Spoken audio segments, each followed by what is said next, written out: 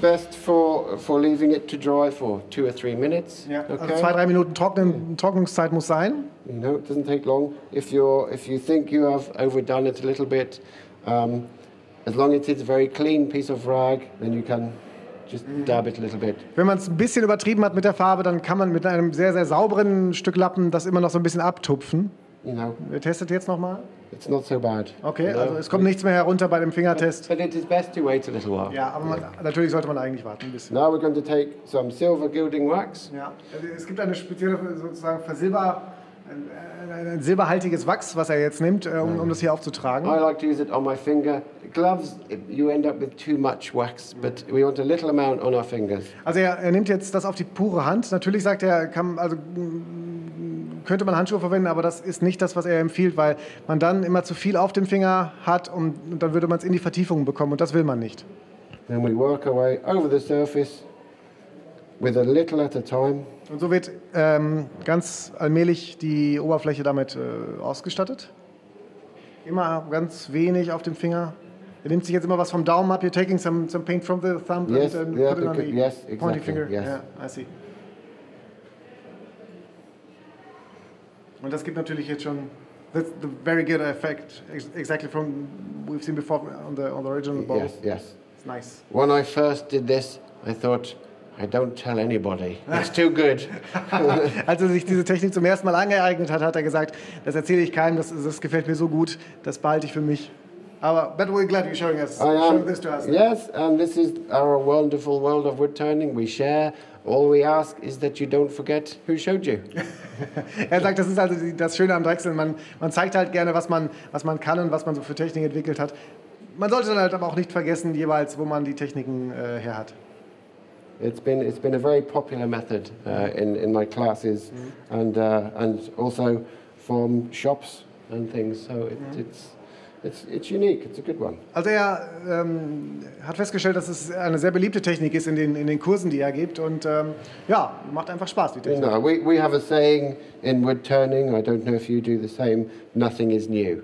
I'm not the first to use the wax, the paint, the texture, or make a bowl. Yeah. But I put it together my way.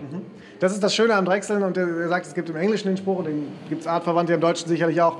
Im Drechseln ist, oder auch generell im Handwerk ist nichts neu, nur die Kombination der Techniken, die er jetzt macht. Er drechselt eine Schale, er texturiert sie, er färbt sie ein und er versieht sie mit dieser Silbercreme. Das ist schon das Neue und das ist dann das Reizvolle an der ganzen Geschichte. Then it keeps me enjoying what I'm doing. It keeps me happy. Und dann gibt es auch die weitere Befriedigung an der Sache und das macht ihm weiterhin Spaß, einfach immer so neue Wege zu gehen. When you are learning a technique of how to do it, then you copy something. After this, I think it's better for the soul if you put some of your own idea. I see. Personally. Also zu Beginn ist natürlich ganz klar, dass man viel kopiert, das ist auch nicht schlimm, aber danach legt man seine Seele auch da rein, dass man sich neue Techniken dann entwickelt und neue Kombinationen von Techniken. Here, for example, we have a little piece of damage to the surface. Yeah. If you have a pyrography knife or a very small V chisel, you can tidy. There's only a little bit on the end grain. Look, I see. 1, 2, 3. 1, 2, 3, that's all we need to do. Also it's worth it. Man könnte das jetzt hier, weil es hier ganz kleine Beschädigungen gibt, könnte man das entfernen durch so einen kleinen Lötkolben, den man hat, so ein Pyrografie-Werkzeug oder eben mit einem kleinen Geißfuß das fein noch nachstechen, damit es ein bisschen sauber wird. It's not a work to do. You had this easy, so it's not a big ask. Das ist dann wirklich keine große Aufgabe mehr, weil man hat ja das relativ schnell alles erreicht und dann diese kleine Nacharbeit ist dann kein großes Ding. This is okay. You can perhaps burnish it or buff it, but this is an acceptable finish as it is. As I said to you before, if it was for something that was going to be handled a lot, then we may need to use silver paint, but this is okay. Also er könnte normalerweise, wenn das eine Schale wäre, die man ständig anfassen würde, dann könnte man auch mehr in den Lackbereich gehen, aber er hat jetzt diese Wachsapplikation genommen, denn das ist ja mehr ein Objekt, denn eine Schale, die wirklich zum ständigen Benutzen gedacht ist. Ist natürlich auch nicht lebensmittelecht. It's not really suited for food, not for children. No. Das müssen wir ganz klar betonen. Das ist jetzt keine as an ornament, not for lots of handling. Genau. Es ist also wirklich eine ornamentale Schale, eine ornamentale Geschichte, die nicht dafür gedacht ist, dass man da jetzt Lebensmittel reinfüllt oder das Kindern zum Spielen gibt. Here I use the screw chuck, but of course you can use a faceplate. It's not a problem. Also hier hat er jetzt die Schraube genommen. Man kann natürlich auch entsprechend mit anderen Futtern arbeiten. was man gerade zur Hand hat. Making sure that it's nice and flat where the jaws were. Also jetzt gilt es natürlich darauf zu achten, das schön flach einzuspannen, dass es dann nicht flattert beim Andrechseln.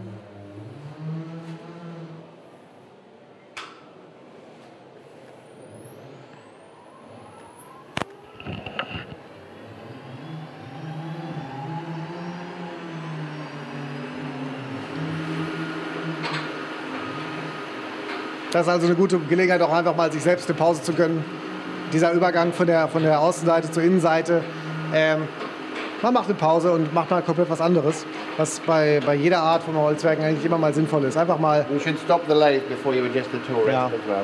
Normalerweise würde jetzt hätte man die Drechselbank stoppen müssen, also hätte einen kleinen Fehler gemacht, man hätte die Drechselbank stoppen müssen, bevor er die Handauflage einstellt. Okay, I'm going to use what I would call a more traditional grind. This is a 1/4 inch or 6mm gouge, and I'm just going to take the face of the bowl flat. This time the flute is pointing at 2 o'clock. Also er hat jetzt eine klassisch angeschliffene kleine Röhre, 6 mm. Damit drechselt er jetzt erstmal die Oberfläche ab. Und dabei zeigt die Flute, also die Öffnung auf 2 Uhr ungefähr. Also, a smaller gouge means I don't put so much pressure on the tenon, and if it's going to be a problem, I will know before I throw the bowl out. You know? Okay, also je kleiner die Röhre, desto weniger Druck übt man auch auf den Spannzapfen aus. Und das ist natürlich gut, damit nicht irgendwie das Ganze sehr unruhig wird und womöglich abfliegt. We can also come back to the 2 o'clock or the shear cut. Also auch, man kann immer wieder zurückkehren zum sogenannten 2 Uhr Schnitt oder zu dem Shear Cut. We'll have a look at the wood and see how it is. Also wir schauen nochmal aufs Holz, wie es aussieht. We may as well get to know it now and before we go crazy on the inside. I'm going to do a design on the rim and take a little out of the bowl because we're going to be spraying this black and doing the same effect. And the inside is going to be lighter colors. So we do the rim first before we continue with the rest. Also er arbeitet jetzt erst den Schalenrand aus, bevor er mit dem Rest weitermacht. Denn außen, der Rand wird ja nochmal in dieser Silberoptik entstehen und innen drin wird dieser Sonnenuntergangseffekt lackiert später.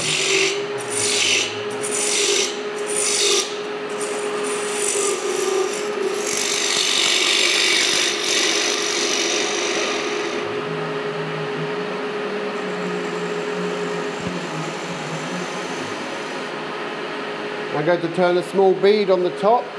Sorry? I'm going to turn a small design or bead on the top. Er macht jetzt eine kleine Verzierung oder eine kleine Ziernut. The same as you would if you were spindle turning. Auch hier wieder mit der Röhre. The same way.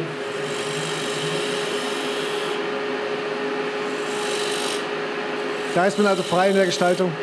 I'm keeping my hand out of the way so the camera can see. Also er drechselt jetzt ein bisschen anders, als er es normalerweise tun würde, damit unsere Kamera dann auch gut.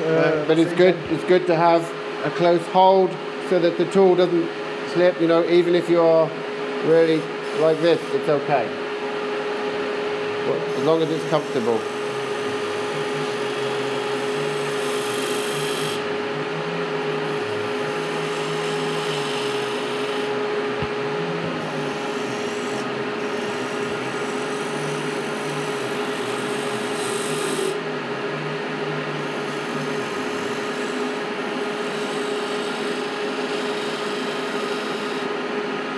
Be careful that this edge gets very sharp. Remember to take it away because also with the metal bowl it wouldn't be so sharp. But also if it ends in this, there's nowhere for the paint to sit. Ja. Also an der Kante muss man ein bisschen drauf achten. Erstens ist sie natürlich gefährlich, weil sie messerscharf ist. Also immer mal weg oder entfernen. Und zum Zweiten würde auch die Farbe dort nicht so gut halten. Deshalb immer eine kleine Phase anbringen. Once again, with the texture tools, maybe a little bit of sanding first. Also ein klein wenig schleifen. Ich glaube, this is 120. I would start with maybe 180, but between 120 and 400. Okay. Enough. Also man schleift noch ein wenig. Man schaut halt, was gerade passend ist. If your tools are sharp and the wood is okay and not too soft, then 180 is fine. Also 180 ist normalerweise okay, wenn er... Some woods, you scratch it, make it worse with a deeper grip. Yeah, so. Also bei manchen Hölzern verschlimmert man die Sache eigentlich eher. Mind your ears. Und jetzt geht's wieder an die Ohren.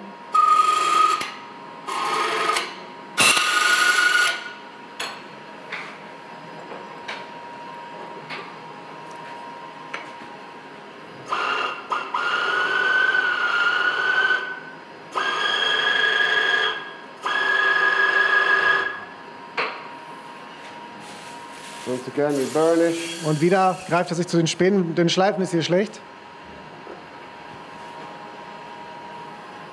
Und abermals geht es an die Spiritusbeize. Back with our spirit stain once more.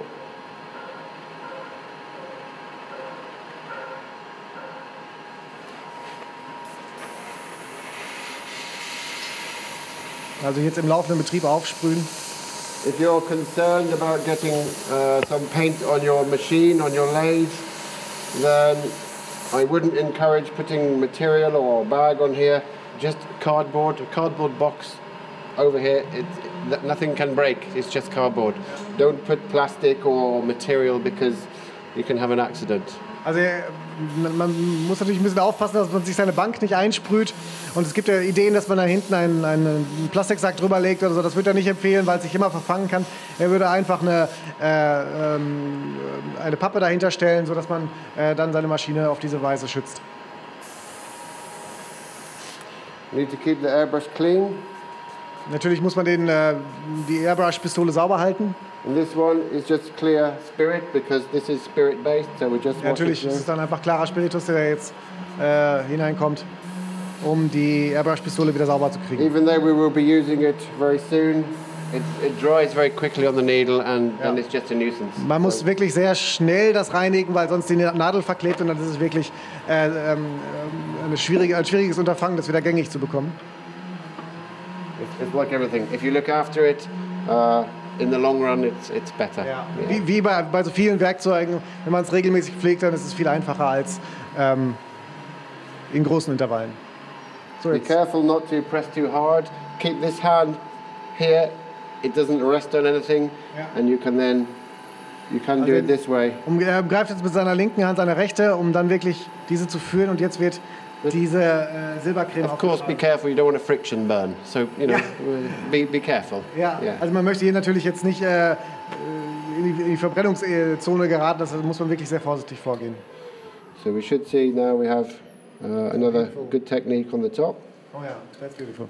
Also hier, man sieht jetzt wirklich schon diese wunderschöne Struktur, die innerhalb von like 5 minutes or so. It's very quick and rewarding. Ja. Yes. Also wirklich eine sehr schöne, sehr beeindruckende Technik, die man in kurzer Zeit ausführen kann. Yeah, we are lucky in some respects with wood turning. We get sometimes a fast result. Yeah. Also wenn man drechselt, dann hat man wirklich den schönen Effekt, dass man sehr häufig sehr schnelle Resultate bekommt. But if any person in the shop is buying it, they ask how long it takes. You say, oh, a very long time for all these little holes. Aber natürlich muss man dann den Außenstehenden immer mal sagen, wenn die fragen, wie lange dauert und sowas, muss man natürlich ein bisschen, angeben und sagen, das dauert sehr lange. And then you smile. Und dann grinst, und dann lächelt man ein bisschen. Und dann ist man okay, we now take the middle from the bowl. Need to move this back just a little bit. Ja, also man stellt sich natürlich den Reitstock so weit aus dem Weg wie möglich, um jetzt das Innere zu entfernen. The flute is pointing at 2 o'clock. Und wieder zeigt die Röhrenöffnung Richtung 2 Uhr.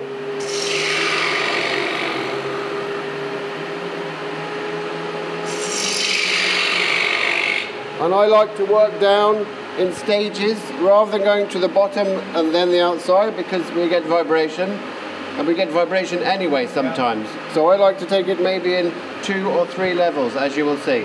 Also er geht jetzt lieber in Abschnitten nach unten, als die komplette Ausführung zu machen, um so wirklich Vibrationen zu vermeiden oder gering zu halten. Ganz wird man sie nicht ausschließen können, sagt er. Vibrationen wird es immer mal geben.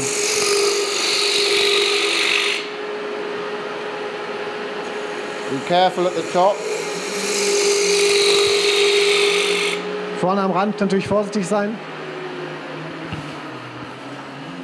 little bit vibration. I'm not sure why. We'll do the tenon up a little tighter. Also er hat jetzt ein bisschen Vibration, er weiß gar nicht woher und deshalb zieht er das Futter einfach nochmal stärker an. Sometimes it can become a little loose. It's why we pay attention to doing a good job on the foot. When I made this tenon, the diameter was perhaps 3 or 4 millimeters bigger, so it's not the complete circle where it holds its best. Little things like that make a big difference. Also kleine Dinge können hier den großen Unterschied ausmachen. Er hat jetzt den Zapfen vielleicht ein bisschen im ganz kleinen falschen Maß angestochen, sodass das jetzt zu den Vibrationen führt. Handle over here.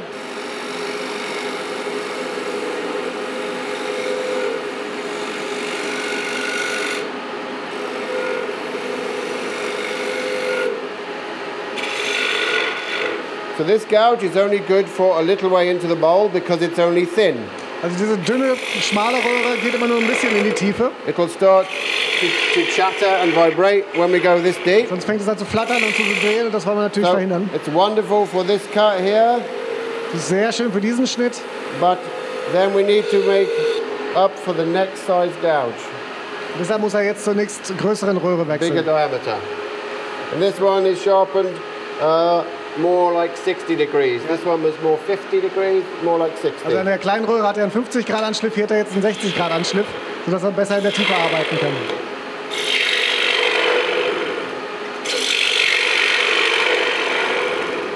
Und das geht, man sieht schon sehr viel flüssiger. Picking up where we left off with the bevel rubbing. Also er setzt da wieder an, wo er eben aufhört mit der kleinen Röhre, wiederum mit dem mit der Faser anliegend, immer den Schnitt findend.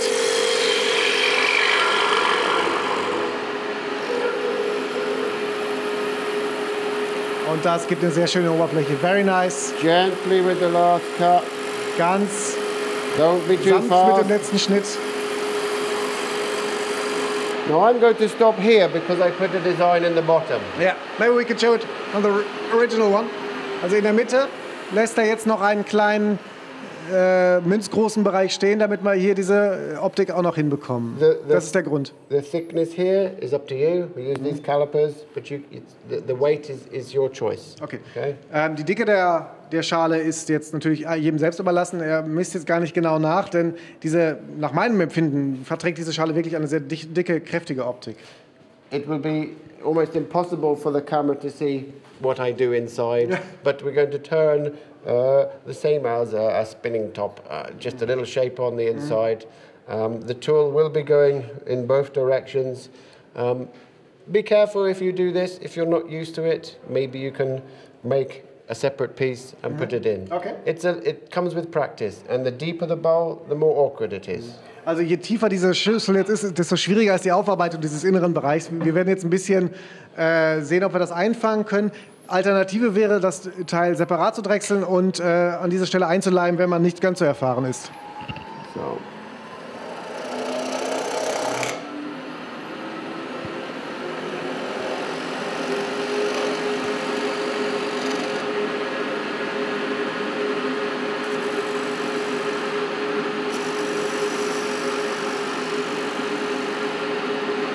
Don't make it too complicated. Keep it simple. Also ruhig ein bisschen einfacher halten an dieser Stelle, denn das ist wirklich eine schwierige Stelle.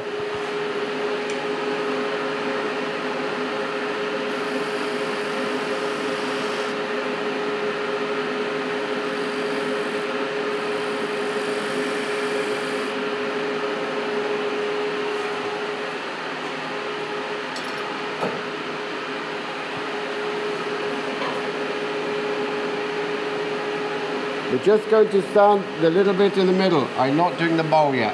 Also er schleift jetzt nur diesen kleinen Zentralbereich in der Mitte, nicht den Rest der Innenschale.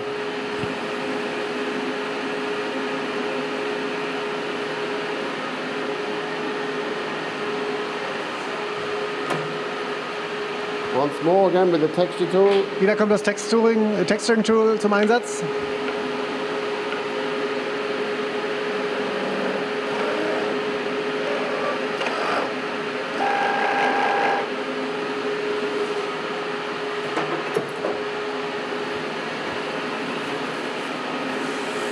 Und auch hier wieder ein bisschen mit Spänen.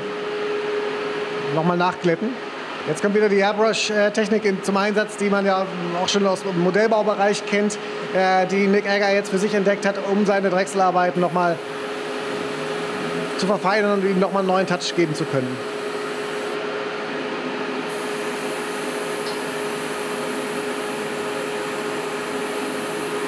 You can see I took my time and let the paint build up on the surface rather than putting lots at once. Just again, let it develop. Also man soll es sich entwickeln lassen, immer Schicht für Schicht aufsprühen, statt alles auf einmal, um dann zu sehen, wo man so liegt mit dem Auftrag, um dann rechtzeitig aufhören zu können. And we're starting now with a light color, so I must completely clean it. I have to take all the black away. Bevor er jetzt im Inneren mit den hellen Farben beginnt, muss er natürlich die Sprühpistole extrem sauber bekommen, damit die schwarze Farbe und die schwarze Beize da komplett raus ist. And remember, your fumes should be taken away. Sometimes you have a thing called a jar, called a clean pot, to put your waste in, rather than in the air. Ja, und man könnte natürlich sinnvollerweise sich ein altes Marmeladenglas nehmen und da reinsprühen, statt jetzt hier in die Späne hinein.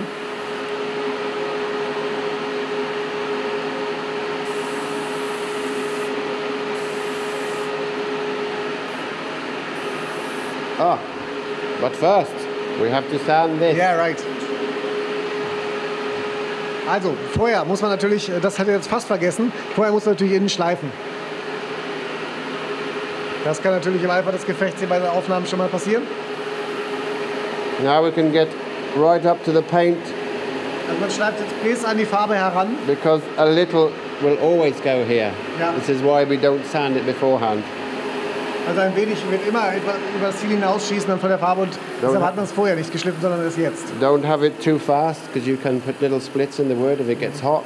Also auch hier wieder die Drehzahl vermindern, damit das Holz auf jeden Fall nicht heiß wird, weil das kann so kleine Risse verursachen.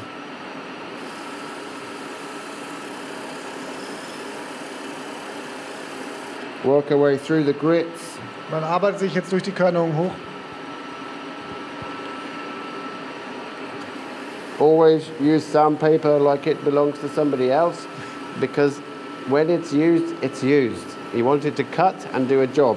If you keep using the sandpaper because to your fingers it still feels like it will work, again you will heat the wood up more than you need. So. Also man sollte auch schon darauf achten, dass das Schleifpapier wirklich auch schneidet noch. Mit abgenutztem Schleifpapier heizt man das Holz einfach unnötig auf und das tut, wie gesagt, der Struktur nicht gut. It's just, I know, it's difficult to throw away something so soon when you've paid for it. Es ist natürlich immer schwierig, etwas wegzuwerfen, sehr früh wegzuwerfen, wenn man dafür bezahlt hat, aber in dem Fall ist es einfach sinnvoll. You're already throwing this away, so. Da wir schon die Späne wegschmeißen, ist es immer ärgerlich, aber empfiehlt trotzdem noch mal, nicht zu lange mit dem Schleifpapier zu arbeiten.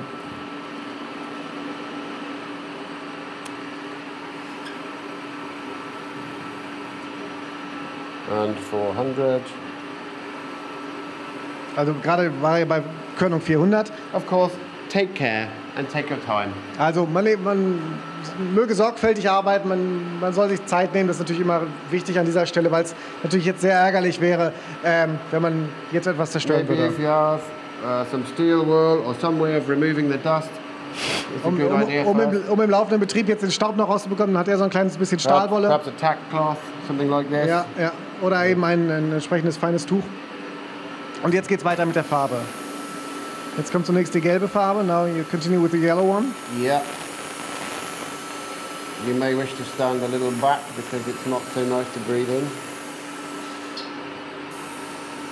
Und das gibt jetzt schon einen sehr schönen Farbeffekt.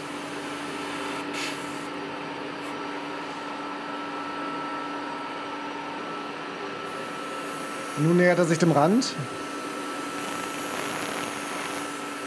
So what happens if you get yellow color on the silver surface? Just put some more silver on. Okay. Also man kann das nacharbeiten natürlich.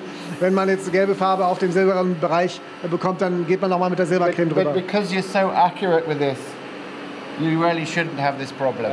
Normalerweise sollte das Problem aber nicht auftauchen, denn man ist wirklich sehr, sehr genau unterwegs mit dieser Airbrush-Ausrüstung. And you can use any colors you like. Natürlich kann man jede Farbe verwenden, die man möchte. No, we're just having fun here. So. Also hier geht es nur um Spaß. Und jetzt er hat natürlich diesen norwegischen Sonnenuntergang vor Augen, den er hier jetzt wieder einfangen möchte. So this remembers you of the Norwegian sunset. Yes, now we are the colors, yeah. Exactly, of the sunset. Oh, that looks good. Great. And now we have red. Also gelb und rot haben wir jetzt schon. What next? So this is red. We did yellow, then orange, and now, pardon. Jetzt now red. Wir hatten gelb, orange, jetzt kommt rot. Um jetzt nochmal richtig kräftig einzusteigen. Ja, und da sieht man jetzt den Übergang. Das ist natürlich eine Übungssache, da den Übergang schön flüssig hinzubekommen. Oh yes. Until you're happy with the color. Yeah, really. Eben so lange, bis man glücklich ist mit der Farbe, klar. I don't like such a hard division between the colors here, so Also er möchte natürlich einen harten Übergang I like to vermeiden. put a little black on here to Also soften that up. deshalb kommt jetzt hier noch ein bisschen schwarz an den Rand, um das so ein bisschen abzumildern. And now, if you did get red or yellow on here, you're putting black on anyway. And yes, it's over the wax. You can put the wax on last if you want to. It doesn't matter. Okay. For the filming, we've been doing it as we go, but you could put the wax on here and here now, for example. Okay. Natürlich haben wir jetzt schon den Wachs aufgetragen für unseren Videodreh hier, aber man könnte auch diesen Wachs erst jetzt auftragen. Und das kann man auch jetzt noch nachträglich machen, wenn man da in diese Randbereiche jetzt mit der Farbe gekommen ist. Da kommt er noch mal mit diesem Silberwachs, wie ich es mal nenne. Once again, be careful. You can do this with the lathe stopped. It's safer. But you can also, but you tend to put wax in the bowl if you're not careful. But if you do it with it moving, please be careful because you can break your finger. Also man muss auf jeden Fall vorsichtig sein an dieser Stelle. Wenn man sich unsicher fühlt mit dieser Technik, dann auf jeden Fall bei der stehenden Drechselbank das tun. Denn so muss man wirklich darauf achten, dass man seinen Finger gesund behält.